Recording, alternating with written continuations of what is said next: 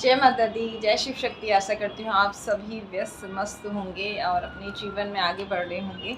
आज का जो आपके लिए डिवाइन मैसेज है कि शायद सबके साथ रेजोनेट नहीं होगा, कुछ विशेष लोगों के साथ होगा और मैक्सिमम चूजन जो बच्चे होते हैं यूनिवर्स के, उनके साथ ये रेजोनेट होगा।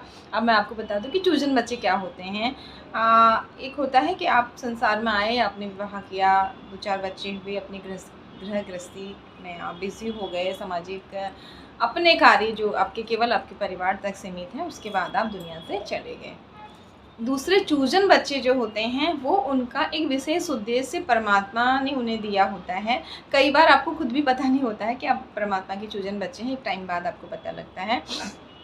आपको भगवान ने कुछ बड़ी तकलीफ़ें दी होती हैं, बड़े दुख दर्द दिए होते हैं अपने पर्सनल लाइफ में, उसके बाद आपके जीवन में निखार आता है। आप उस तकलीफ़ में भी भगवान को नहीं छोड़ते हैं और कुछ ऐसी चीज़ें सीख जाते हैं जिसके द्वारा आप अपने द्वारा अर्जित ज्ञान के द्वारा समाज का भला करते हैं। पेड़ पौधे, प्रकृति, जीव जंतु, सूक्ष्म जीव जंतु, यहाँ तक कि उनकी भी सेवा का कार्यभार आप अपने ऊपर लेते हैं। धीरे धीरे आपकी यात्रा आगे बढ़ती जाती है, समाज में अच्छे कामों में आप लगते हैं, निस्वार्थ भाव से दूसरों की मदद करना शुरू कर देते हैं।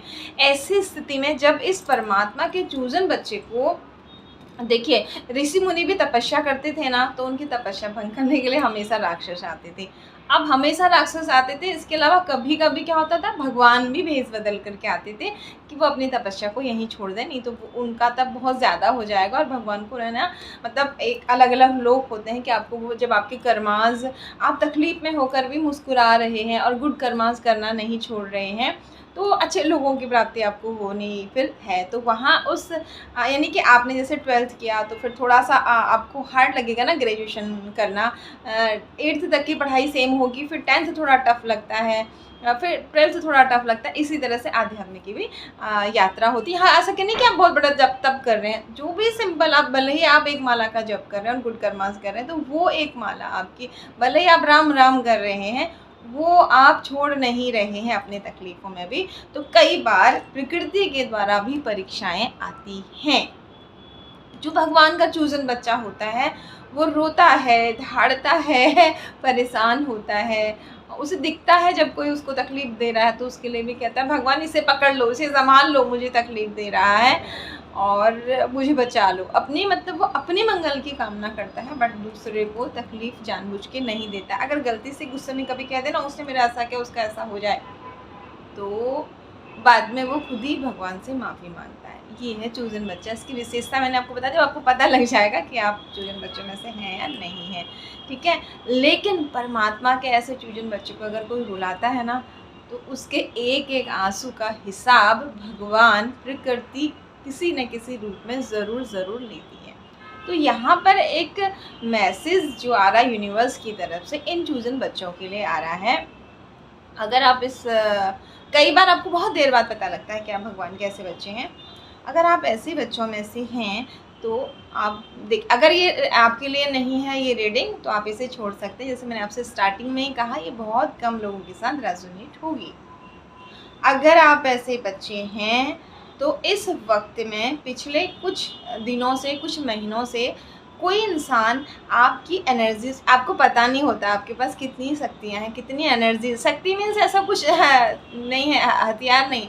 आपकी जो पॉजिटिविटी है, आपका जो भगवान के ऊपर विश्वास है, जिस तरह से भक्त प्रहलाद को होलिका लेके बैठ गई थी अग्नि में और भगवान को और प्रहलाद को भरोसा था कि उन्हें भगवान बचा लेंगे, और होलिका को अपने तप पर घमंड था, अपने वरदान पर घमंड था कि मुझे तो आग जला ही नहीं सकती, मैं इसे जला दूंगी। और हुआ कि आप सब जानते हैं, होलिका जल गई, भगवान जो है भक्त प्रहलाद जो है वो बच गए। तो इस तरह से आपको भी अपने इष्ट पर भरोसा, अपने गुड कर्मांश पर भरोसा ज़रूर करना चाहिए। यहाँ पर मैसेज यूनिवर्स ये दे रहे हैं कि ऐसे चूजन बच्चों के ना कुछ दिनों से कुछ ऐसे 1 या 2 लोग हैं जो उनकी इस पॉजिटिव एनर्जी को चुराना चाह रहे हैं और उनको नेगेटिव करना चाह रहे हैं। अब देखते हैं कि यहाँ पर आगे क्या मैसेज है। यूनिवर्स गाइड कीजिए आपके ऐसे चूजन बच्चों के लिए जिनकी एनर्जी कहीं से चुराने की कोशिश की जा रही है। आप उनके बारे में क्या गाइडेंस देना चाहते हैं, क्या मैसेज देना चाहते हैं। Thank you. You so much, thank you divine power, thank you Shiv Shakti, हर हर महादेव, जय माता दी। जस्टिस का ही पहला कार्ड आ गया, तो आगे क्या बचा आप खुद ही सोचिए। वाओ, आप मेडिटेट करते रहिए, मेडिटेशन की स्थिति को मत छोड़िए, आपके साथ न्याय हो रहा है। जो व्यक्ति आपको खड्डे में डालने की कोशिश कर रहा है, उसके साथ क्या हो रहा है, उसकी खुद की एनर्जी डाउन हो रही है, खुद वो डिप्रेशन की तरफ जा रहा है। जो दूसरे को देंगे वो आपके पास लौट के आएगा। आपकी लाइफ में डिवाइन की ब्लेसिंग और सच्चा प्रेम आ रहा है, धन की ग्रोथ आ रही है, क्लेम कीजिए। और सामने वाले का हार्ट ब्रेक हो रहा है गलत कर्मा की वजह से, आप इस एनर्जी को क्लेम कीजिए। एक रानी और राजा की एनर्जी में आप जा रहे हैं, तो आप गुड कर्मास करते रहिए। उस इंसान को भी ब्लेस्ड कीजिए जो आपकी एनर्जी को इस तरह से डिस्टर्ब करने की कोशिश कर रहा है, कर रही है।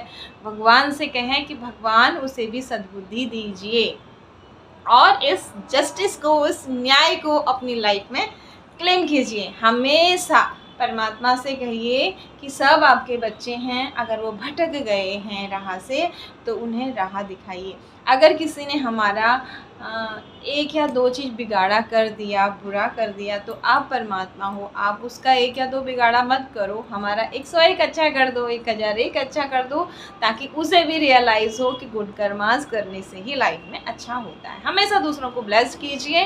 Once again thank you so much for your lovely comment, like share and subscribe. जय माता दी।